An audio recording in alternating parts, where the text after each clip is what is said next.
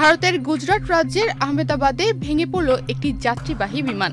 আহমেদাবাদ বিমানবন্দর থেকে উড্ডয়নের কিছুক্ষণ পরেই সেটি একটি জনবহুল এলাকায় ভেঙে পড়ে এবং মুহূর্তের মধ্যেই তাতে আগুন ধরে যায়। এরপর আকাশ কালো মেঘে ছেয়ে যায়। বৃহস্পতিবার দুপুরের দিকে এই ঘটনা ঘটেছে। দুর্ঘটনাগ্রস্ত ওই বিমানটিতে বিমানকর্মী এবং যাত্রী মিলিয়ে 242 জন যাত্রী ছিল বলে জানা গেছে। এর মধ্যে 230 জন যাত্রী এবং 2 জন পাইলট ও 10 জন কেবিন ক্রু সদস্য ছিল।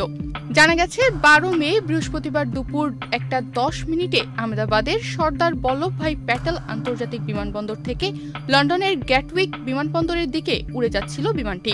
উড্ডয়নের কয়েক মিনিটের মধ্যেই এয়ার ইন্ডিয়া 7878 বোয়িং বিমানটি ভেঙে পড়ে। আহমেদাবাদ থেকে ওই বিমানটি লন্ডনের দিকে উড়ে যাচ্ছিল। দুর্ঘটনায় প্রত্যেক যাত্রীর মৃত্যু হয়েছে বলে আশঙ্কা করা হচ্ছে। জনবহুল এলাকায় ভেঙে পড়ার কারণে বহু প্রাণহানির আশঙ্কা করা হচ্ছে। দুর্ঘটনার পরপরই ঘটনাস্থলে ফায়ার সার্ভিসের বেশ কয়েকটি গাড়ি সেখানে পৌঁছায়।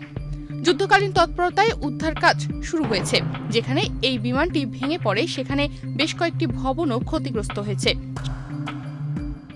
স্বাভাবিকভাবে ওই জনবহুল এলাকায় স্থানীয় বাসিন্দাদের মৃত্যুর আশঙ্কা করা হচ্ছে। শেষ খবর পাওয়া পর্যন্ত ওই দুর্ঘটনায় গুজরাটের সাবেক মুখ্যমন্ত্রী বিজয় রূপানী সহ বেশ কয়েকজন ভিআইপি ব্যক্তি ছিলেন বলে জানা গেছে। তারা সকলেই ওই দুর্ঘটনাস্থ বিমানে করে লন্ডনে যাচ্ছিলেন।